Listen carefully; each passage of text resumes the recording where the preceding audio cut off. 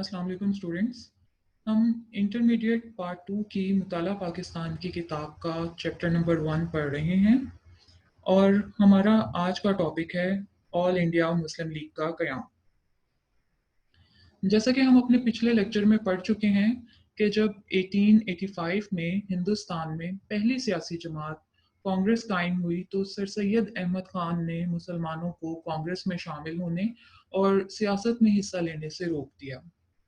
उस वक्त मुसलमानों को सियासत से दूर रखने का एक मकसद तो ये था कि सर सैयद चाहते थे कि मुसलमान पहले तालीम हासिल करके अपना माशरती और माशी मकाम बेहतर बना लें, और दूसरा ये कि आप नहीं चाहते थे कि मुसलमान सियासत में हिस्सा लेकर एक मरतबा फिर अंग्रेज़ों को अपने खिलाफ कर लें। लेकिन जैसे जैसे वक्त गुजरता गया और हिंदुस्तान के हालात बदलते गए, मुसलमानों को महसूस होने लगा कि अब इनकी कोई सियासी जमात होनी चाहिए जो इनके हकूक़ की हिफाजत कर सके और जो इनके मुतालबात अंग्रेज़ हुकूमत तक पहुँचा सके। इसलिए मुसलमानों ने एक सियासी जमात तश्कील दी, एक सियासी जमात बनाई जिसका नाम मुस्लिम लीग रखा गया। ऑल इंडिया मुस्लिम लीग का क़याम ढाका में 1906 में अमल में आया। मोहम्मदन एजुकेशनल कॉन्फ्रेंस का इजलास ढाका में मुनक्किद हुआ और इस इजलास के अख्ताम पर ढाका के नवाब सलीमुल्लाह खान ने इस इजलास में शरीक मुख्तलिफ रहनुमाओं को एक और खसूसी इजलास में शिरकत की दावत दी। इस इजलास की सदारत वकारुल मुल्क ने की और इस इजलास में ये तजवीज़ पेश की गई कि क्यों ना मुसलमान अपनी एक अलहदा सियासी जमात बनाएं जिसके ज़रिए वो अपने जायज़ मुतालबात अंग्रेज़ों से मनवा सकें। इस तजवीज़ को पसंद किया गया और सबकी मुतफ़िका राय से मंजूर कर लिया गया और ये फैसला हुआ कि मुसलमानों की एक अलग सियासी जमात यानी कि पॉलिटिकल पार्टी बनाई जाएगी जिसका नाम मुस्लिम लीग रखा गया। ऑल इंडिया मुस्लिम लीग के पहले सदर सर आगा खान थे और इसका मरकजी दफ्तर यानी हेड ऑफिस अलीगढ़ में बनाया गया और फिर बरसगीर के तमाम सूबों में मुस्लिम लीग की ब्रांचेस बनाई गई। इसकी एक ब्रांच बरतानिया में लंदन में भी बनाई गई ताकि बरतानिया तक और बरतानवी लोगों तक भी मुसलमानों के जज्बात जो हैं वो पहुंचाए जा सकें। लंदन ब्रांच के पहले सदर जो हैं वो सैयद अमीर अली थे। मुस्लिम लीग के क़याम के असबाब, यानी आखिर ऐसी क्या वजह बनी कि मुसलमानों को मुस्लिम लीग कायम करना पड़ी। ऐसे क्या हालात थे जिसने मुसलमानों को ये फैसला करने पे मजबूर किया कि इन्हें अपने लिए एक अलग पॉलिटिकल पार्टी बना लेनी चाहिए। तो इसकी सबसे बड़ी वजह थी इंडियन नेशनल कांग्रेस का हिंदुओं की जमात बनना। स्टूडेंट्स, जब कांग्रेस पार्टी बनी जो कि एक अंग्रेज ए.ओ. ह्यूम ने बनाई, तो ये पार्टी बनाने का मकसद ये था कि हिंदुस्तान के लोग अपनी बात, अपनी राय और अपने मुतालबात अंग्रेज हुकूमत तक पहुंचा सकें इस पार्टी के जरिए। लेकिन सर सैयद अहमद खान ने इस वक्त मुसलमानों को कांग्रेस पार्टी ज्वाइन करने से रोक दिया। आपका कहना था कि मैं देख सकता हूँ कि आज नहीं तो कल ये जमात सिर्फ और सिर्फ हिंदुओं की जमात बनकर रह जाएगी। और फिर हमने देखा कि सर सैयद की ये बात जो है वो सच साबित भी हुई कि कांग्रेस पार्टी जो बनाई तो पूरे हिंदुस्तान के लोगों के लिए गई थी, यानी हिंदू, मुस्लिम, सिख, पारसी सभी हिंदुस्तानियों के लिए। लेकिन आहिस्ता आहिस्ता इस पर हिंदुओं ने गलबा हासिल कर लिया और इंतहा पसंद हिंदू कांग्रेस पर काबिज हो गए, जिन्होंने सिर्फ और सिर्फ हिंदुओं के हकूक के लिए और सिर्फ हिंदुओं की बेहतरी के लिए काम करना शुरू कर दिया। और ये कि ना सिर्फ हिंदुओं के हकूक के लिए काम करना शुरू कर दिया बल्कि मुसलमानों के मफादात को नुकसान भी पहुंचाना शुरू कर दिया। कांग्रेस पार्टी कभी भी मुसलमानों के हकूक के लिए कभी खड़ी नहीं हुई और कभी मुसलमानों के हकूक हासिल करने के लिए कभी कोशिश नहीं की।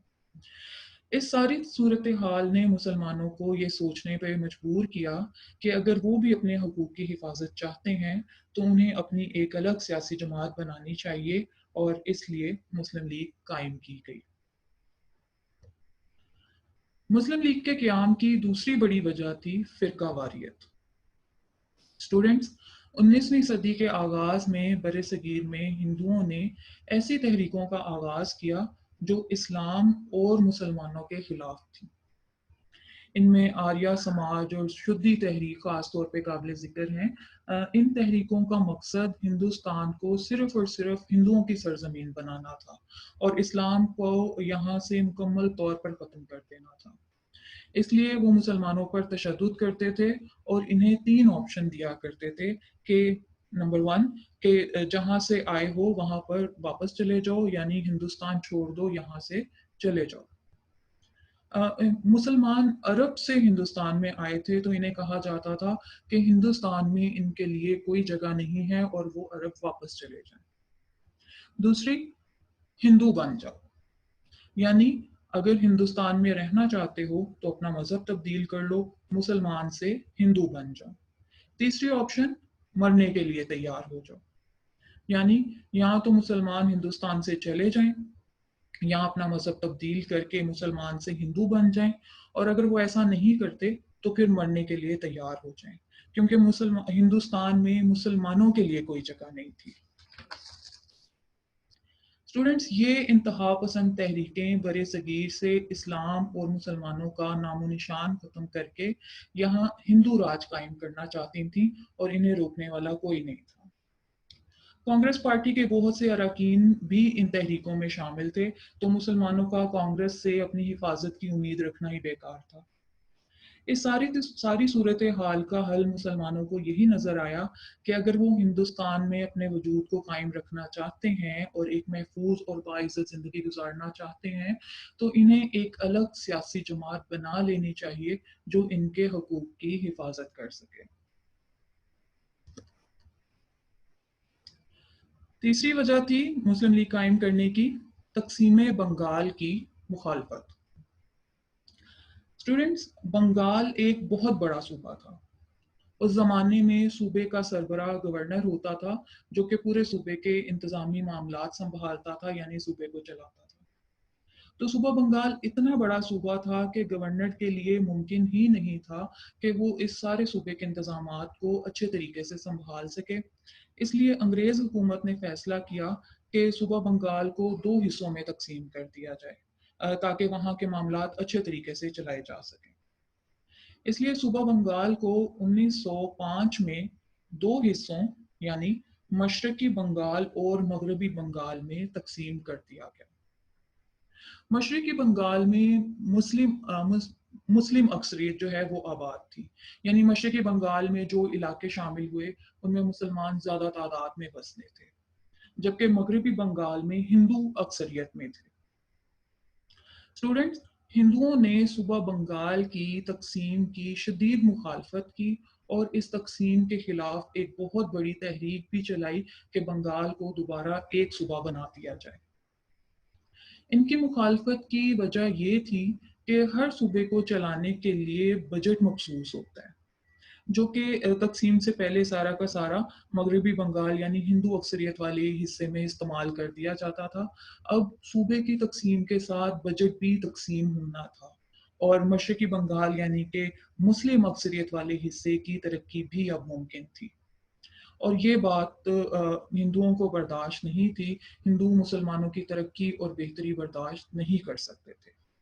यहाँ पर फिर मुसलमानों को ज़रूरत महसूस हुई कि इनकी भी कोई सियासी जमात हो जो इनके हकूक़ की हिफाजत के लिए आवाज़ बुलंद कर सके, और ये एक वजह बनी मुस्लिम लीग के क़याम की। उर्दू हिंदी तनाज़ा।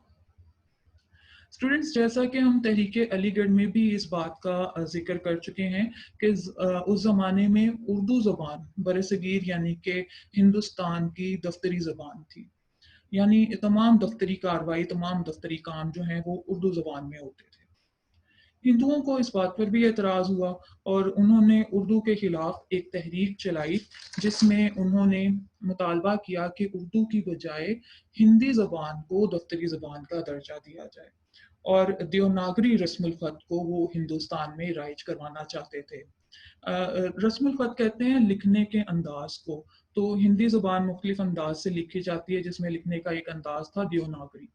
तो देवनागरी रस्मुल ख़त को वो हिंदुस्तान में राइज करवाना चाहते थे, और अंग्रेज हुकूमत जो है वो उनके दबाव में आकर ये बात मानने को तैयार भी हो गई थी।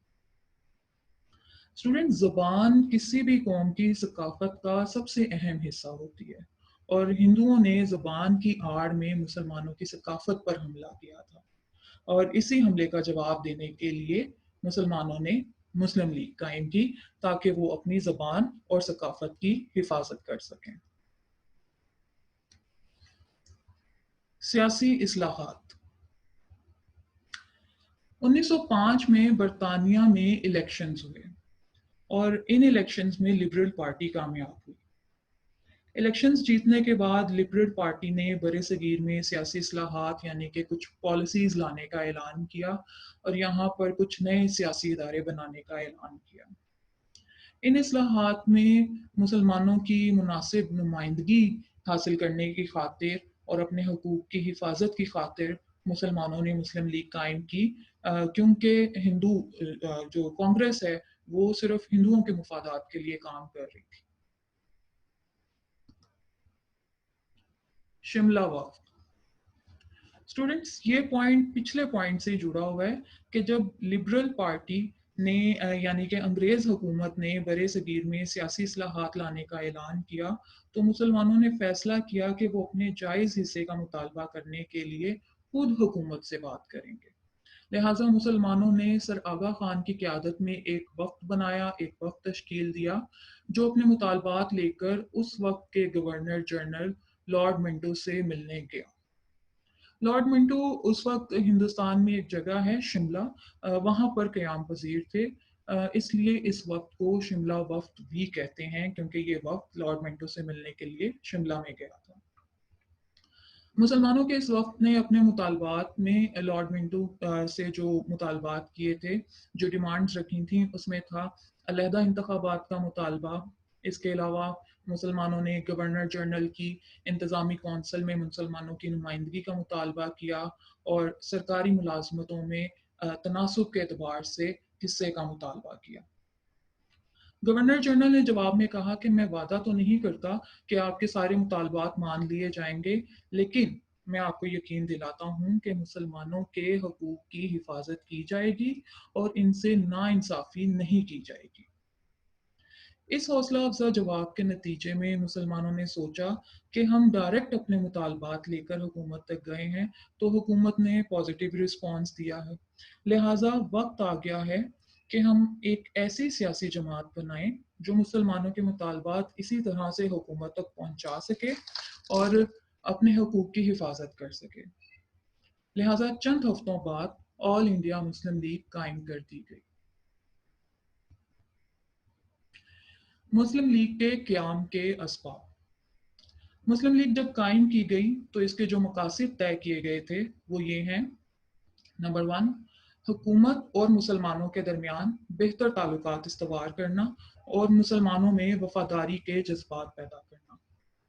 ظاہری سی بات ہے کہ مسلمان اگر اپنے مطالبات منوانا چاہتے ہیں تو انہیں حکومت سے اپنے تعلقات بہتر کرنے ہوں گے، اچھے کرنے ہوں گے، ورنہ نفرت سے کوئی کام نہیں ہوتا۔ اس لیے مسلم لیگ کی پہلی کوشش تھی کہ حکومت برطانیہ، انگریز حکومت اور مسلمانوں کے درمیان جو تعلقات ہیں انہیں بہتر کیا جا سکے۔ اس کے بعد ہے برِ صغیر کی دیگر اقوام اور سیاسی جماعتوں سے اجتماعی بھلائی کے لیے رابطہ کرنا۔ نمبر 3، تیسرا مقصد مسلم لیگ کے قیام کا مسلم قوم کے حقوق کا تحفظ کرنا۔